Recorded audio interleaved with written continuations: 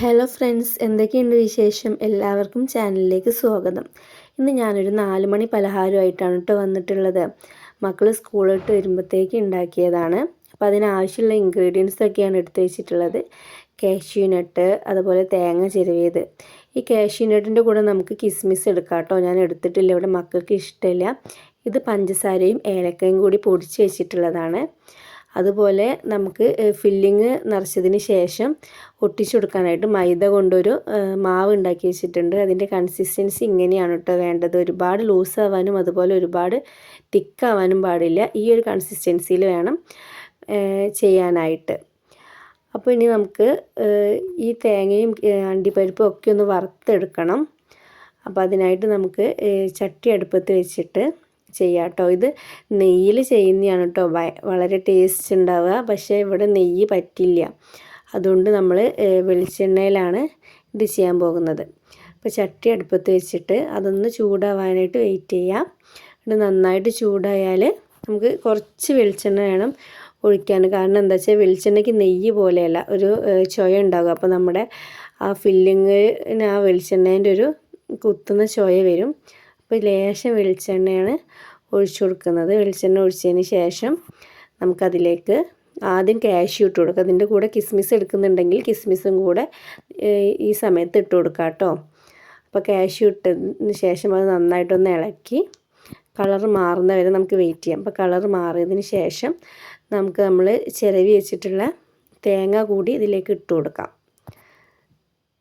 തേങ്ങ ഇട്ടതിന് ശേഷം കുറച്ച് സമയം ഇളക്കാം കേട്ടോ. നമ്മൾ സാമ്പാറിനൊക്കെ വറുക്കുന്ന അത്രയും ഒന്നും വറുക്കണ്ട, ജസ്റ്റ് നന്നായിട്ടൊന്ന് വറുത്ത് അതിന് കളറൊക്കെ ചെറിയൊരു മാറ്റം വരുന്ന സമയത്ത് നമ്മൾ പൊടിച്ച് വെച്ചിട്ടുള്ള പഞ്ചസാരയും ഏലക്കയും കൂടി അതിലേക്ക് ചേർത്ത് കൊടുക്കാം കേട്ടോ. ഞാനിപ്പോൾ ഒരു 2.5 സ്പൂണാണ് ഇതിൽ ചേർത്ത് കൊടുക്കുന്നത്. ഓരോരുത്തരും മധുരത്തിനനുസരിച്ച് കൂട്ടിയും കുറച്ചൊക്കെ ചേർത്ത് കൊടുക്കാം. ഇവിടെ ഒരുപാട് മധുരം ആവശ്യമില്ല. പിന്നെ നമുക്ക് പഴവും മധുരമാണല്ലോ, എല്ലാം കൂടി ഒരുപാട് ഓവർ മധുരം ആവേണ്ട. അപ്പോൾ കുറച്ച് 2.5 സ്പൂണേ ഞാൻ ഇട്ട് കൊടുത്തിട്ടുള്ളൂ. എന്നിട്ട് ജസ്റ്റ് ഒന്ന് ഇളക്കി അത് ഓഫ് ചെയ്തെടുത്ത് വയ്ക്കുക കേട്ടോ.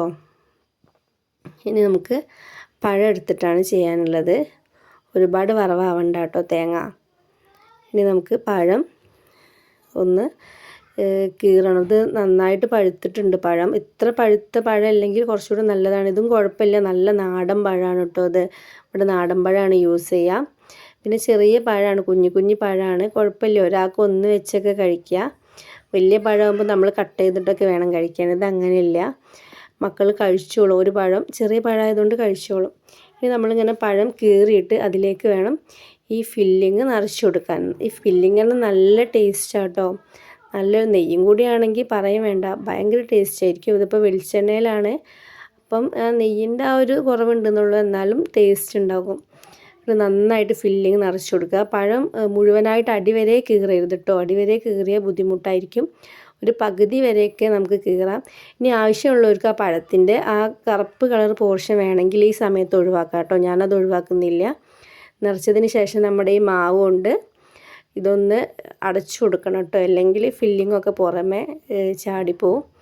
അപ്പം നന്നായിട്ട് ഇതൊന്ന് ശ്രദ്ധിച്ചടയ്ക്കണം, അല്ലെങ്കിൽ നമ്മളെ കൂടെ ഈ ഫില്ലിങ് നമ്മുടെ സ്പൂണിൽ ഇങ്ങനെ ഒട്ടി പിടിച്ചിങ്ങോട്ട് വരാൻ ചാൻസ് ഉണ്ട് കേട്ടോ. അപ്പോൾ നന്നായിട്ട് അത് ചെയ്തിട്ട് വയ്ക്കുക. ഇനി ഒന്ന് ചെയ്ത പോലെ നമുക്ക് എല്ലാ പഴവും ചെയ്തിട്ട് വയ്ക്കാം. അതിന് ശേഷം നമുക്കിനി പാൻ വെച്ചിട്ട് വീണ്ടും വെളിച്ചെണ്ണയാണ് ഉപയോഗിക്കുന്നത് കേട്ടോ. നെയ്യ് പറ്റാത്തതുകൊണ്ടാണ്, നെയ്യ് പറ്റുന്നുള്ളൊരു നെയ്യ് വെച്ച് തന്നെ യൂസ് ചെയ്യുക കേട്ടോ. നല്ല ടേസ്റ്റ് ആയിരിക്കും നെയ്യ് വെച്ച് ചെയ്യുന്ന സമയത്ത്. എന്നിട്ട് നമ്മൾ ചട്ടി നന്നായിട്ട് ചൂടാവണം കേട്ടോ. ചട്ടി നന്നായിട്ട് ചൂടായതിന് ശേഷം വേണം നമുക്ക് ആ പഴം അതിലിട്ടിട്ട് പൊരിച്ചെടുക്കാം. 2-3 തവണ മറിച്ചും തിരിച്ചൊക്കെ ഇട്ടിട്ട് പഴം വേവിക്കണം. കാരണം ഒരു ഫുൾ പഴമാണ്. നമ്മൾ ഡീപ്പ് ഫ്രൈ അല്ല ചെയ്യുന്നത്, ഷാലോ ഫ്രൈ ആണ് ചെയ്യുന്നത്. അപ്പം അതിനനുസരിച്ച് തിരിച്ചും മറിച്ചൊക്കെ ഇട്ടിട്ട് വേണം നമ്മളിത് ഫ്രൈ ചെയ്തെടുക്കാൻ കേട്ടോ. വേണമെങ്കിൽ മൂടി വെച്ചാലും കുഴപ്പമൊന്നുമില്ല, പക്ഷെ ഞാനിപ്പം അടച്ച് വയ്ക്കുന്നില്ല. അങ്ങനെ അടച്ച് വയ്ക്കാതെ തന്നെ തിരിച്ചും മറിച്ചിട്ടും ഫ്രൈ ചെയ്ത് ലാസ്റ്റ് ഈ ഒരു പരുവത്തിലാണ് കേട്ടോ നമുക്ക് കിട്ടുക. ഇത് ഭയങ്കര ടേസ്റ്റാണ്. ട്രൈ ചെയ്യാത്തവരുണ്ടെങ്കിൽ ഒന്ന് ട്രൈ ചെയ്ത് കേട്ടോ.